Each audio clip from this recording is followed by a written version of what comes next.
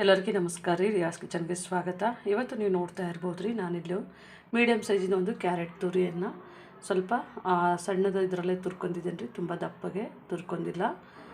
ಇದೊಂದು medium ಸೈಜಿಂದು carrot ರೀ. ಮತ್ತು ಇಲ್ಲಿ ನೋಡ್ಬೋದು ಅದು ಕ್ಯಾರೆಟ್ ಎಷ್ಟು ತೊಗೊಂಡಿವೋ ಅದೇ ಅಳತೆನಲ್ಲೇ ಶಾವಿಗೆ ತೊಗೊಂಡಿದ್ದೀನಿ ರೀ. ಮತ್ತು ಇಲ್ಲಿ ನೋಡ್ಬೋದು ನೀವು, ನಾನಿಲ್ಲಿ ಗೋಡಂಬಿ ಮತ್ತು ಬಾದಾಮನ್ನು ತೊಗೊಂಡಿನಿ ರೀ. ಒಂದು 15 ಬಾದಾಮು, ಒಂದು 10 ಗೋಡಂಬಿ ತೊಗೊಂಡಿದ್ದೀನಿ ರೀ. ಇದನ್ನು ನೆನೆಸ್ಕೊಂಡಿದ್ದೀನಿ. ಇವತ್ತು ನೋಡಿರಿ ವಿಶೇಷವಾಗಿ ಅಂದರೆ ಶಿವರಾತ್ರಿ ಬರ್ತಾಯಿದೆ ನೋಡಿರಿ, ಹಾಗಾಗಿ ತುಂಬ ಆರೋಗ್ಯಕರ ಮತ್ತು ಒಳ್ಳೆ ಟೇಸ್ಟ್ ಆದಂಥ ಒಂದು ಪಾಯಸವನ್ನು ಮಾಡೋಣ ರೀ. ಈ ಒಂದು ಶಾವಿಗೆ ಕ್ಯಾರೆಟು ಮತ್ತು ಇದು ಬಾದಾಮು ಮತ್ತು ಗೋಡಂಬಿದ ಹಾಕಿ ತುಂಬ ಚೆನ್ನಾಗಿರುತ್ತೆ, ಒಳ್ಳೆ ಟೇಸ್ಟ್ ಆಗಿರುತ್ತೆ ರೀ. ಒಂದು ಸತಿ ಮಾಡಿ ನೋಡಿ, ತುಂಬ ಚೆನ್ನಾಗಿರುತ್ತೆ. ವಿಶೇಷವಾಗಿ ಶಿವರಾತ್ರಿಗೆ ಮಾಡುವಂಥದ್ದು. ನಮ್ಮ ಚಾನಲ್ ಯಾರು ಹೊಸ ಸಬ್ಸ್ಕ್ರೈಬ್ ಮಾಡಿದ್ದೀರಿ, ನಿಮ್ಮೆಲ್ಲರಿಗೂ ಧನ್ಯವಾದಗಳು ರೀ. ಯಾರು ನಮ್ಮ ವಿಡಿಯೋನ ನೋಡ್ತಾ ಇದ್ದೀರಿ ಸಬ್ಸ್ಕ್ರೈಬ್ ಮಾಡಿ, ಲೈಕ್ ಮಾಡಿ, ಶೇರ್ ಮಾಡಿ. ಇವಾಗ ನೋಡ್ಬೋದು ರೀ, ನಾನಿದೊಂದು 4 ಗಂಟೆಗಳ ಕಾಲ ನೆನೆಸ್ಕೊಂಡಿದ್ದೆ.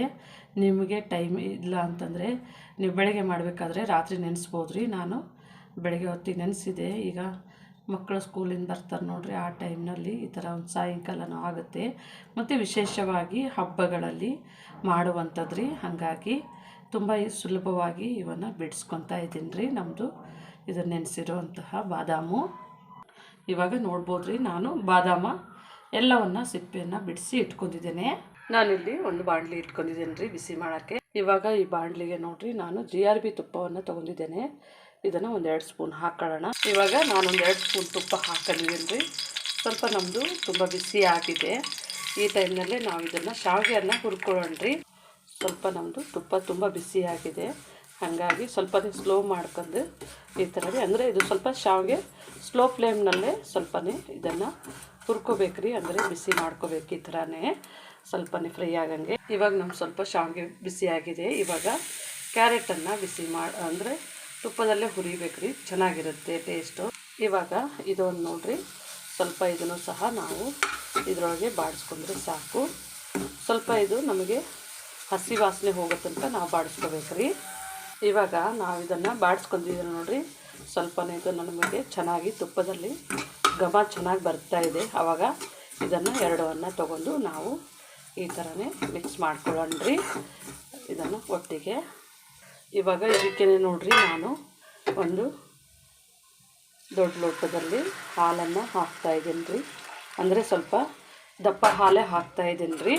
ಅಂದರೆ ನಮ್ಮದು ಪಾಯಸ ನೋಡಿರಿ ಚೆನ್ನಾಗಿ ಗಟ್ಟಿಯಾಗಿ ಚೆನ್ನಾಗಿ ಬರುತ್ತೆ. ನೋಡ್ಬೋದು ನಮ್ಮದು ಇದು ಕಲರ್ ಬಿಟ್ಕೊಂಡಿದೆ ನೋಡಿರಿ, ಇದರದ್ದು ತುಪ್ಪ ಹೆಂಗೆ ಕಾಣ್ತಾ ಇದೆ ನೋಡ್ಬೋದು. ಇವಾಗ ಇಲ್ಲೊಂದು ಮಿಕ್ಸಿ ಜಾರ್ ತೊಗೊಂಡಿದ್ದೀನಿ ರೀ.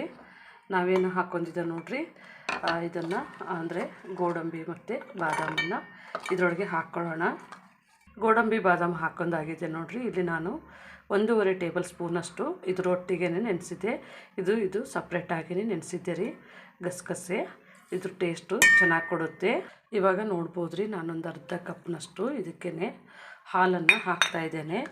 ಇದನ್ನು ನಾವು ನೈಸಾಗಿಯೇ ಪೇಸ್ಟ್ ಮಾಡ್ಕೋಬೇಕ್ರಿ. ಇವಾಗ ನೋಡ್ಬೋದು ರೀ, ನಾನು ಇದನ್ನು ಮಿಕ್ಸಿ ಮಾಡ್ಕೊಂಡಿದ್ದೇನೆ. ನೋಡ್ಬೋದು ನಮ್ಮದು ಇದು ಕ್ಲೀನಾಗಿ ನಾನು ನೈಸಾಗಿಯೇ ಮಾಡ್ಕೊಂಡಿದ್ದೀನಿ ರೀ. ಇವಾಗ ನೋಡ್ಬೋದು ರೀ, ಒಂದು 4 ಏಲಕ್ಕಿಯನ್ನು ಹಾಕ್ತಾಯಿದ್ದೀನಿ. ಈ ಥರ ಪಾಯಸ ಮಾಡಿದಾಗ ಇದು ಏಲಕ್ಕಿ ಫ್ಲೇವರು ತುಂಬ ಚೆನ್ನಾಗಿರುತ್ತೆ, ಹಾಗಾಗಿ ಇದು ಸ್ವಲ್ಪ ನೈಸಾಗಿಯೇ ಮಾಡ್ಕೊಳ್ಳೋಣ ರೀ ಮಿಕ್ಸಿ. ಇವಾಗ ನೋಡ್ಬೋದು ನಮ್ಮದು ಕುದಿ ಬರ್ತಾಯಿದೆ ಚೆನ್ನಾಗಿ. ಇವಾಗ ನೋಡ್ಬೋದು ರೀ, ನಾನು ಎಲ್ಲವನ್ನು ಚೆನ್ನಾಗಿಯೇ ನೈಸಾಗಿಯೇ ಇದನ್ನು ನೈಸಾಗಿ ಮಾಡ್ಕೊಂಡಿದ್ದೇನೆ. ಇವಾಗ ನಾವು ಇದಕ್ಕೇ ಹಾಕ್ಕೊಳ್ಳೋಣ ರೀ ನಮ್ಮದು. ಇವಾಗ ನೋಡ್ಬೋದು ರೀ, ನಾನಿಲ್ಲಿ ಸ್ವಲ್ಪನೇ ನೀರು ಹಾಕಿಬಿಟ್ಟು ಇದನ್ನು ಸ್ವಲ್ಪ ನಾವು ಕ್ಲೀನಾಗಿ ತೊಳೆದು ಸ್ವಲ್ಪನೇ ನೀರನ್ನು ಹಾಕ್ಕೊಳ್ಳೋಣ. ನೀರಿಗೆ ಸ್ವಲ್ಪ ಬೇಗ ಕ್ಲೀನ್ ಆಗುತ್ತೆ ರೀ, ಹಾಗಾಗಿ. ಈಗ ನಮ್ಮದು ಎಲ್ಲವನ್ನು ತೊಳೆದಾಗಿದೆ ರೀ. ಇದನ್ನು ಚೆನ್ನಾಗಿ ಒಂಚೂರು ಈ ಥರನೇ ಕಲಿಸ್ಬಿಟ್ಟು ಇದನ್ನು ಹಾಕ್ಕೊಳ್ಳೋಣ. ಇವಾಗ ಇದಕ್ಕೆ ನಾವು ಮಿಕ್ಸಿ ಜಾರ್ ತೊಳೆದಿರೋದು ಹಾಕ್ಕೊಳ್ಳೋಣ. ಇವಾಗ ನಮ್ಮದು ಚೆನ್ನಾಗಿ ಕುದಿ ಬರ್ತಾ ಇದೆ ರೀ. ಇದು ಒಳ್ಳೆ ಫ್ಲೇವರ್ ಬರುತ್ತೆ. ನೀವು ನೋಡ್ಬೋದು ರೀ, ನಾನಿಲ್ಲೊಂದು ಅರ್ಧ ಕಪ್ಗಿನಲ್ಲೂ ಸ್ವಲ್ಪ ಕಡಿಮೆ ಇಟ್ಕೊಂಡಿದ್ದೀನಿ ಬೆಲ್ಲ. ಈ ಬೆಲ್ಲವನ್ನು ಇದಕ್ಕೆ ಸೇರಿಸ್ಕೊಳ್ಳೋಣ ರೀ. ನಿಮಗೆ ಬೆಲ್ಲ ಇಷ್ಟ ಇಲ್ಲ ಅಂತಂದರೆ ನೀವು ಸಕ್ಕರೆ ಹಾಕ್ಕೋಬೋದು ರೀ. ಬೆಲ್ಲಕ್ಕೆ ಟೇಸ್ಟ್ ಚೆನ್ನಾಗಿರುತ್ತೆ ಮತ್ತು ಇದು ನಮಗೆ ಆರೋಗ್ಯಕ್ಕೂ ಒಳ್ಳೇದು ನೋಡಿರಿ.